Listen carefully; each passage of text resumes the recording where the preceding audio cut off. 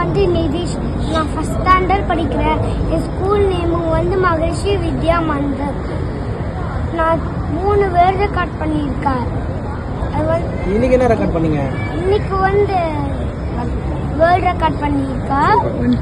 144 arrows shoot பண்ணியிருக்கேன். 12 minutes நான் shoot பண்ணியிருக்கேன். எங்கள் அவ்வா பேர் வந்து இந்திரா காந்தி. எங்கள் தாத்தா பேர் வந்து ராஜநாயகம். தேங்க்யூ.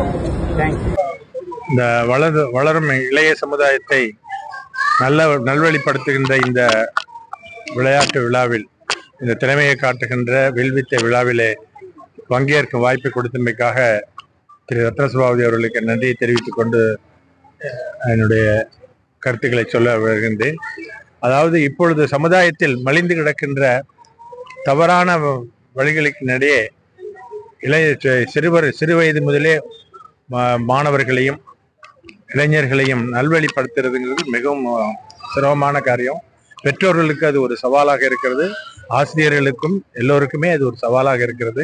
அப்படி இருக்கும்போது நமது ரத்னசபாபதி போன்றவர்கள் தான் அவர்களுக்கு ஒளிந்திருக்கின்ற திறமையை வெளிக்கொண்டு வந்து அவர்களுக்கு இதில் ஒரு ஆர்வத்தை திருப்பும்படியாக செய்கிறார்கள்.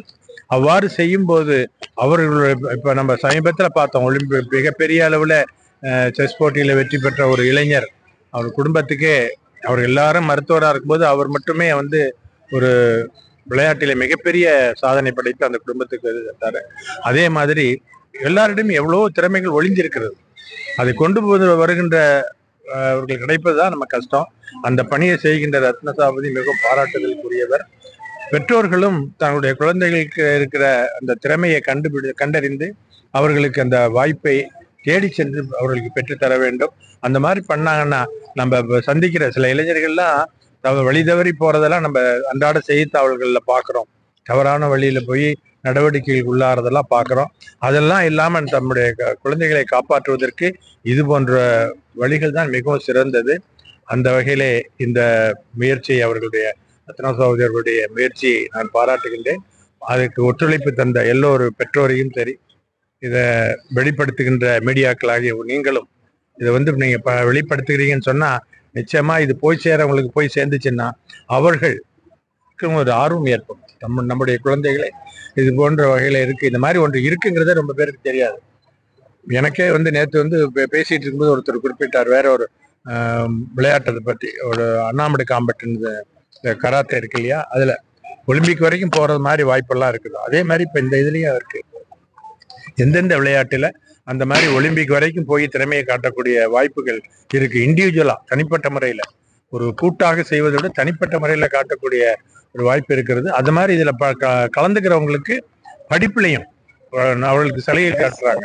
கல்லூரிகள்ல உயர் படிப்புகள்ல இந்த மாதிரி தனித்திறமை காட்டுகின்ற ஒவ்வொரு லெவல்லையும், மாவட்ட லெவல், மாநில லெவல், கண்ட்ரி லெவல்ல பண்றவங்களுக்கு ஸ்காலர்ஷிப் கொடுக்குறாங்க, படிப்புல சீட்டு கொடுக்கறதுல முன்னுரிமை கொடுக்குறாங்க.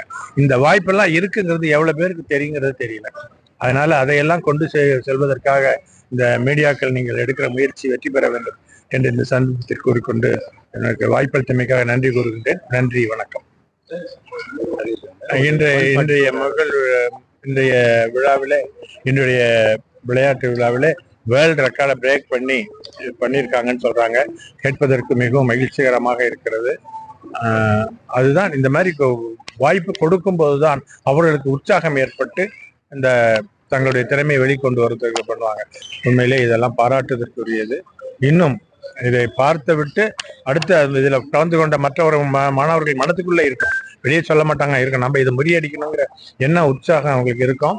அது அடுத்த போட்டியில் நம்ம கண்கூடாக காணலாம். எனவே அதை வெற்றி பெற வேண்டும், ரத்னசபாபதி அவர்களுடைய முயற்சி வெற்றி பெற வேண்டும் என்று சந்தர்ப்பத்தில் கூறிக்கொள்கிறேன். நன்றி, வணக்கம்.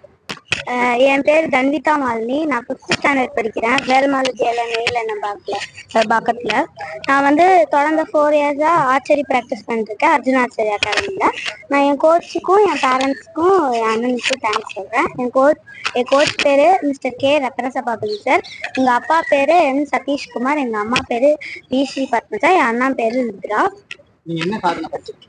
நான் வந்து இது வரைக்கும் வந்து 2 வேர்ல்டு ரெக்கார்ட் பண்ணியிருக்கேன். ஒன்று இண்டிவிஜுவல், இன்னொன்று குரூப்பு. இப்போ இன்னைக்கு நான் வந்து பண்ணியிருக்கிறது ஒரு குரூப் வேர்ல்டு ரெக்கார்ட்.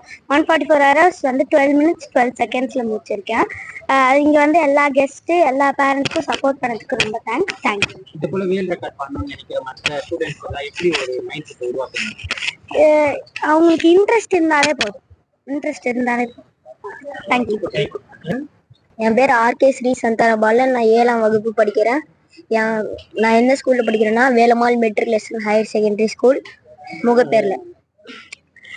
நான் வந்து தொடர்ந்து 7 வருஷமாக நான் ஆர்ச்சரி ப்ராக்டிஸ் பண்ணிகிட்ருக்கேன். நான் அதில் 10 வேர்ல்டு ரெக்கார்ட் பண்ணிவிட்டு 3 Asian record, 12 Tamil Nadu younger chess book of record பண்ணியிருக்கேன். என்னோட கோச்சுக்கும் இதுக்கும் எனக்கு கைட் பண்ண எல்லாருக்கும் நான் தேங்க்ஸ் சொல்லிக்கிறேன். இன்னைக்கு வேர்ல்டு ரெக்கார்ட் நாங்கள் பண்ணியிருக்கோம். 144 arrows 12 minutes 12 secondsல நாங்கள் எல்லாரையும் யூஸ் பண்ணிட்டோம். என் பேர் ஆர்கே ஸ்ரீ சந்தானபாலன்.